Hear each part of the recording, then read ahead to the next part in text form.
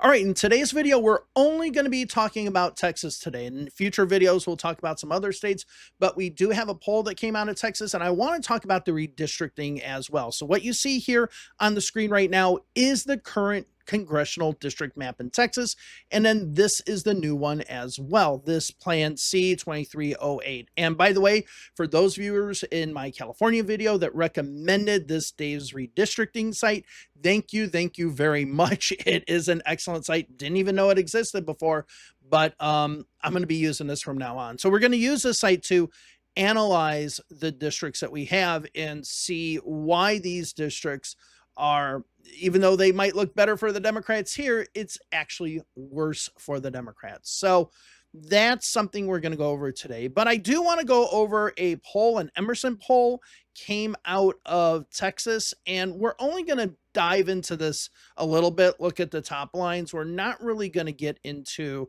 a lot of the crosstabs. So they did the Senate race. They also did the Democratic and Republican primaries for president in Texas.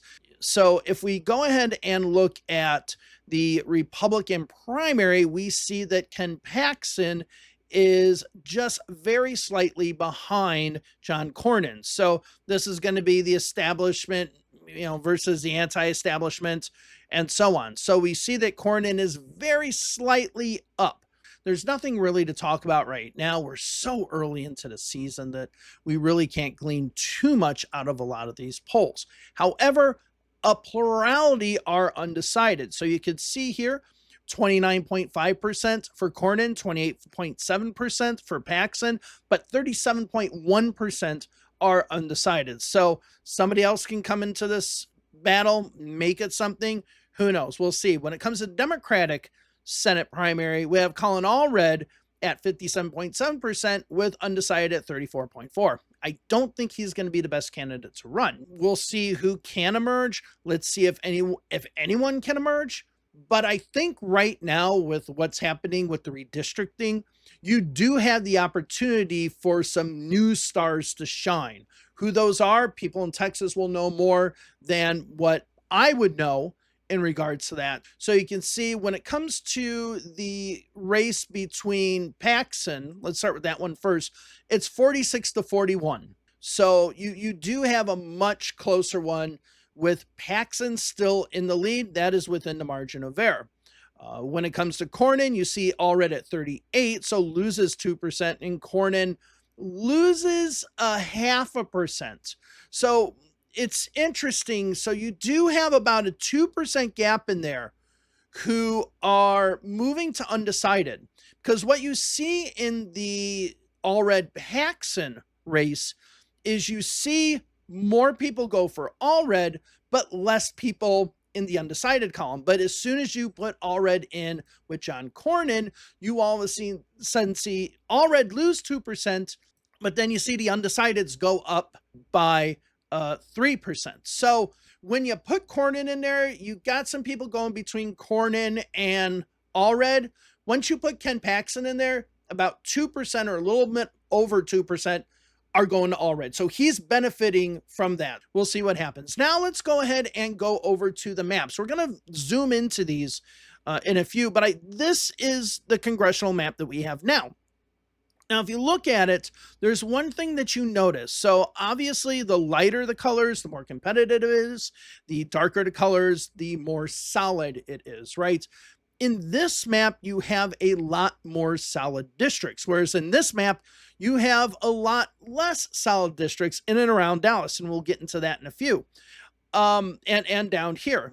Now, you also have less competitive, or more competitive, I guess I should say, Democratic districts. So why would this be better than this when it shows more competitive? Because they're not that competitive. They're just slightly more competitive, and that makes all the difference. So let's just look at the statistics at first, and we're going to look at how many Democratic districts that there are in both plans, the current plan and what we have. So this is our current plan, okay? And we have, let's see, 1, 2, 3, 4, 5, 6, 7, 8, 9, 10, 11, 12, 13 districts currently right now that are considered Democratic strong districts.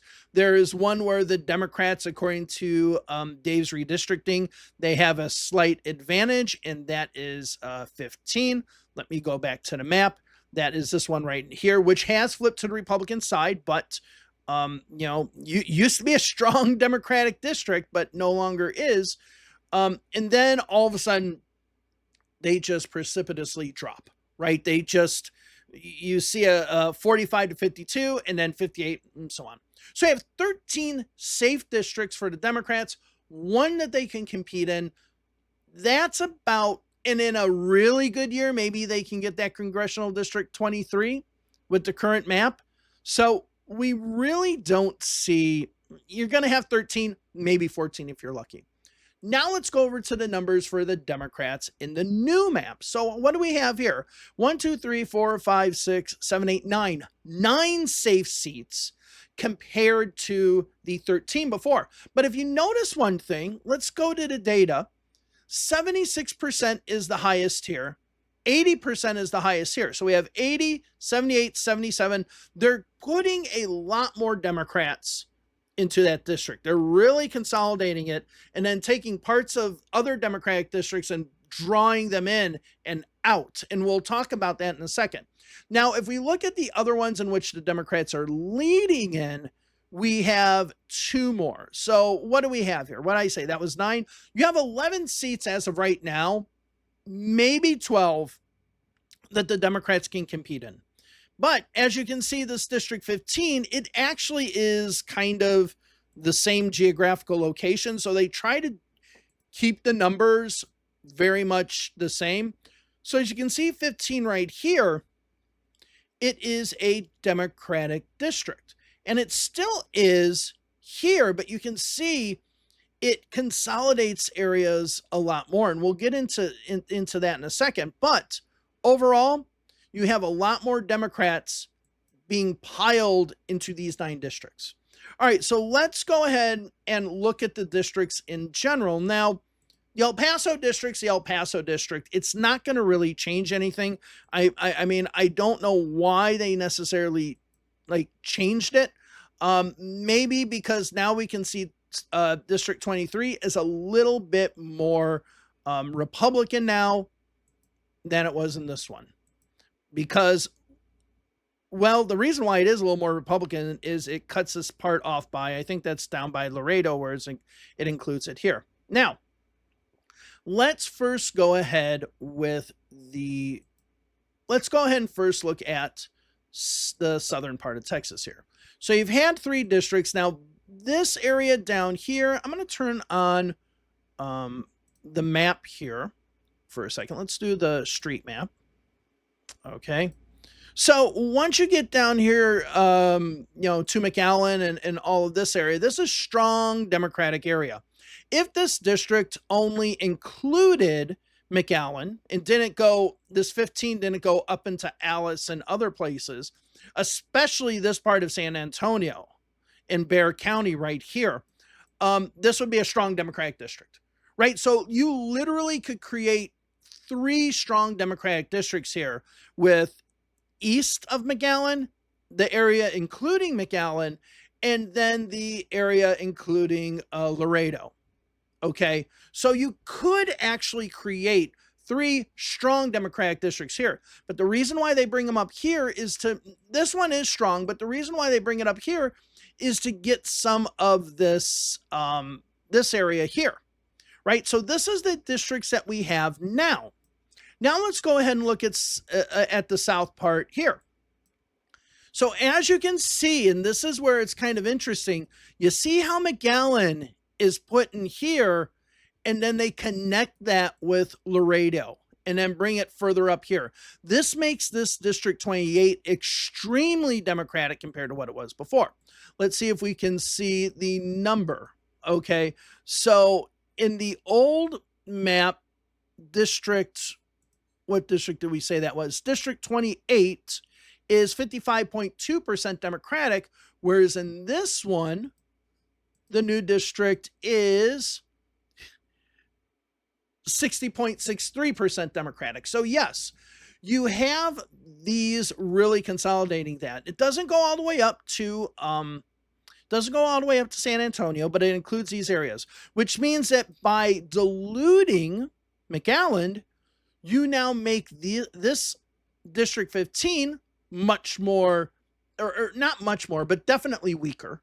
Okay, because you don't have that strong McAllen vote. A lot of it is not in there. A lot of it will be in parts of the district that go up here into more conservative or so areas. Like there's some smaller towns. But then also right here, you have this doesn't even go into McAllen, but you have it going all the way up, but only hitting the Democratic parts of Corpus Christi. So I think these precincts out west of Corpus Christi are more Democratic. More Republican. But if we go ahead and see if we can do if we can see the partisan leanings, there you go. There gives you the whole idea right there. So what they're trying to do, what they're trying to do is they're trying to say, hey, listen, and let me back out here. We're trying to say, hey, listen, we're going to give you all of these Democratic votes right here, okay, in Brownsville. Brownsville, Texas, we're going to give you all those Democratic votes. But to make this more competitive, we're not going to give you the Corpus Christi Democratic votes in this district. No. We're instead going to give that to this other congressional district. So basically what they do is they cut out Corpus Christi from this district and dilute the Democratic power in Corpus Christi and put it in this strong Republican district. So they take the Democratic areas of Corpus Christi and have it come all the way up to the suburbs of Austin.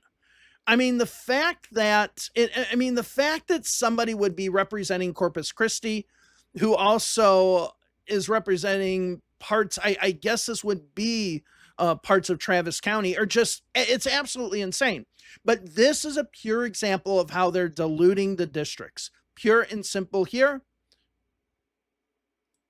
Take the Corpus Christi votes, put them in a Republican district. That's how they're diluting the District 34, but they're actually strengthening the other. So let's move out of South Texas and let's go to the San Antonio area. So if we go to San Antonio, we don't really have too much of a change here from what I see.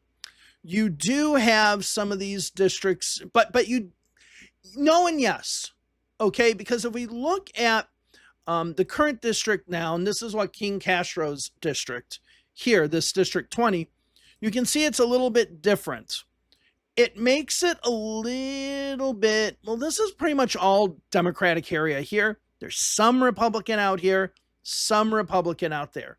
So it probably makes the district much more competitive, but not much. Let's see. District 20 would be, 66 or 68% Democratic. In the old map, the district was 64. So it does make it more Democratic, actually, the new map. So there must be more Democratic precincts out here. But you can see there are Democratic votes here. This is all Democratic area. So what they basically said, the Republicans say, hey, Joaquin Castro, we're going to give him his district, right? We'll just make that a stronger Democratic district. I thought that would have been weaker, but it is stronger. But we're going to take all this area out. So you can see he had a lot of this cut out of his previous district, but he has a lot more of it cut out now. And as you can see, it cuts down, well, it's about the same cutout. Okay. So I guess we could say that district isn't as, it doesn't take them away, but what it does is it takes, again, this area here and puts it into a Republican district. Now, they did this before, so this is not a trick. So San Antonio, we're not going to really see any difference. Now, this will be Lloyd Doggett's district, District 37. which they have here. So this is where we see our first change. So the old map tried to put voters in this part of San Antonio, moving up, including San Marcos and all, and getting the eastern side of Travis County and Austin. Whereas the District 37 here focused primarily on the Democratic areas. Okay. Let me remove that. Now, with the new district, this is where all of a sudden these districts here that look more competitive aren't really competitive. So what do? They put almost all of this area of Austin in there. They put in Austin. It goes all the way up to the Domain and all this. So all the traditional Democratic areas you would think of, but they do cut this part out. Now, before, by them splitting it, they created 2 congressional districts for the Democrats. Now that they put everything in 37 and have taken, so you can see this part here of 37, they're taking out here and including it into other places. You also have this, and it's so funny. If you want to talk about gerrymandering like hell, if you want to, and by the way, let me make this point. Gerrymandering doesn't mean the districts look ugly. It means that the districts aren't fair. Okay, that's the whole point of it. But anyways, yeah, I mean, this is the fact that you can drive, and I've driven this before. So this is the Domain right here going north. The fact that you can drive essentially 5 minutes and be in 3 congressional districts, but be in 2 of the congressional districts 2 times is absolutely unbelievably insane. So what they've done is they've taken all of that. They've taken a lot of this 37. They've put into these other ones, which are diluted a little bit more, but still strongly Republican, because they go into these areas here. Waco does have some Democratic votes. Killeen, Texas is more of a Democratic area. Temple is more Democratic. They kind of split that in half as well. So yeah, what they're doing is they're now reducing the amount of seats for Austin for Democrats from 2 to 1. So 1 seat already gone. And I assume Lloyd Doggett would be running for that 37th congressional district. One of the only members of Congress who I actually like that is, way older than I am. Now let's go ahead and go to the Houston area. Now, Houston is kind of interesting because what you have is you have these areas here much more Republican, and as you get into the city, it becomes more Democratic. So this is the original map. Let me just kind of show you the partisan leanings and the precincts. See, there you go. So you got the Woodlands and all that, which is more Republican. I might have said Democratic in a second. More Republican, but higher population densities. And then you got this area that comes down into here. Then Sugarland is kind of mixed. And then Katy right here is going to be more Republican. So if we look at the districts, you can see that these Republican areas are cut out. And so they just kind of keep the Republican areas there. Okay. And so you have 4 strong Democratic districts here in Houston. Now let's look at the new map. They go ahead and cut that out still, but now we only have 3 strong Democratic districts. And then we have this one out there, number 9. So what do we have going on with number 9 here? So as you can see, a lot of this area is Democratic. Let me go ahead and remove the partisan leanings so you can get a look at it. See, a lot of that vote's Democratic. So before it was all just consolidated between a few congressional districts for Democrats. That's fine. Now, all of a sudden, let's go ahead and take off the partisan lean here. You can see a lot of that now. They're diluting a lot of this area east of Houston and putting it in these more Republican precincts going up here. Okay, let's go ahead and see where this district goes to. Because again, this district is insane that there's going to be a member of, we have 9 here. So 9 is actually my mistake. I was looking at that. But this area is Democratic as well. Down here, you can see. And so the people in and around the Houston airport, and this is the Hobby Airport, so this isn't the George Bush Intercontinental, they're going to have a representative who probably is going to be living in Lufkin, Texas. I mean, that's insane. So what they've done, the Democrats have taken this chunk out here. So let's look at the map. They've taken out the airport area. They've taken out Pasadena, okay, which essentially made a big chunk of these congressional districts, the ones that we have split here. Now they've taken those out, put them together with more Republican areas to dilute this area. And with the population population up here being pretty significant, actually, and the Deer Park area, it makes it much, much more Republican.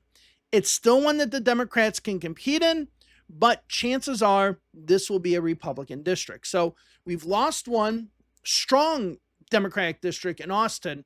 We've lost one strong Democratic one in Houston. And as you can see with these other districts, with 10, with 8, with 17 here, you can see that they all dip into some areas here that take out some Democratic votes. So that takes out a big chunk of that Democratic vote that normally would be, as we can see, this part here is in the Democratic area. So it kind of splits it a little bit more. So, and then you get into the Woodlands, that's very Republican. Now, let's finally go up to Dallas, because Dallas, you have a lot of these snaking in and snaking out. So let me go to what Dallas was originally like. So Democrats lose a congressional seat. All right, let's recap so far. San Antonio essentially stays the same. Democrats lose one in Austin. They essentially, let me back out here. They essentially pick up a safe one, but these become much more Republican. So this 34 that was a safe Democratic seat before, it's now a weaker Democratic seat. And with Hispanic voters shifting to the Republican side, chances are the Democrats could lose this district. So they already have lost 15.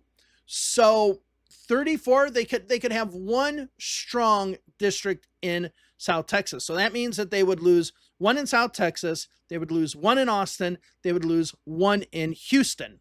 So that's 3 of the 5 that you keep on hearing about. Now let's go over to Dallas. Okay. So as you can see here, I'm going to turn off the maps, the map for just a second. Oops. What happened to the colors? A few moments later. All right, I'm back. I don't know where the map, I must have pressed something over there, but we have the map colors here. Don't know what happened with them. Anyway, so what we have here is we have the Dallas-Fort Worth area as it is now. And honestly, having only 3 members of Congress in this area that are Democratic, all the rest essentially being strongly Republican, was already a joke in and of itself. So this area takes out a lot of Democratic votes. So let me go ahead and show you the partisan leanings here. So all of this area has now been or is currently added in a Republican area. So they dilute the vote here. Like, you really could just take this area, cut it up into squares, and have the Democrats have like 4, 5, even 6 districts. So the fact that it's 3 is ridiculous. Now, this is the new map here. As you can see, we only have 2 congressional districts, strong congressional districts for the Democrats. So what do? All right, so what they do essentially is take all of the strong Democratic votes and put it into this District 30, which is very similar to what they did before. So if we're looking at District 30, there isn't a huge amount of change. Now, it goes up here a little bit more, and it goes a little bit into Arlington, those Democratic areas, but that's it. Now, If we look at District 33, again, got a lot of Democratic area just crammed into one place, whereas you don't have that here. Now, you might be looking at it and saying, Dave, there's one thing that looks really weird. Why are these districts so red when Fort Worth is so blue, as well as parts of Arlington? Well, this is why they have to do this little thing right here. Again, we have another situation where you could drive, I'd say that's about a 20-minute drive with no traffic there.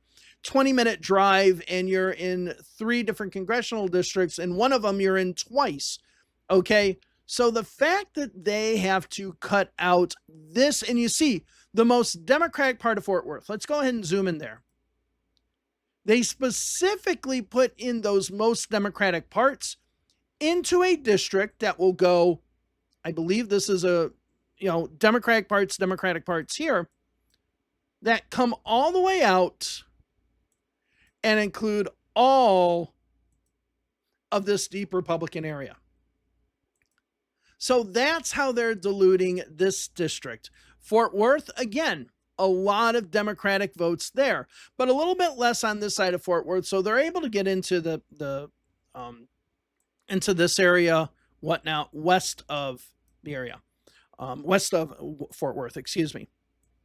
Again, let's go ahead and look at here, because this is another travesty as well. Now, we didn't have that in this map before, but you can see how Plano is in this 32 congressional district. So this is, this congressional district 32 is essentially the one that we're losing, right? So that would have been here.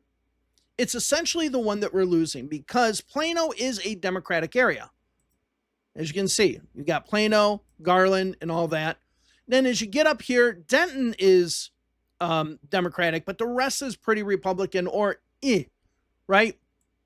So this is the district. As you can see, this is the district that is essentially going, especially this part just west of Garland, Texas. Now, if we look here, you can see that part of Garland, Texas. Well, that Democratic area and all this area there has just been split up into a bunch of other Republican districts. Now, it's been split into 3 districts. So the Democratic part here has been split into this area that hits all of these northern, more Republican suburbs. The second split here in Garland goes all the way down, Jesus, to Palestine, Texas. Okay, so it's possible that somebody who lives in Garland, Texas could have their member of Congress live in Palestine, Texas. That, again, is insane. And then you get this extremely ugly one. Does that go out to Tyler? No, it doesn't go quite to Tyler, Texas, because that's down here. But another thing, you take some of this Democratic area here, as you can see right there, that Democratic area there, go ahead and put it into much more Republican area, right? So they essentially split the north part of Dallas County, Collin County as well. And then as you can see with Denton, it's very Democratic. Now, if they really wanted to have a district gerrymandered to the Democrats, you can take Denton and you can bring it down here. Okay. But they take Denton and bring it all the way up to Wichita. Holy cow. Whoa. Okay. This one is insane.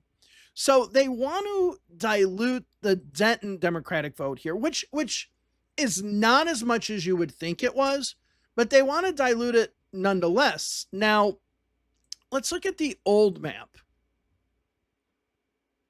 Okay, the old map basically had this congressional district here where Amarillo is, go to Wichita Falls, and, well, one into Denton too. So they were doing, it's basically the same as last time.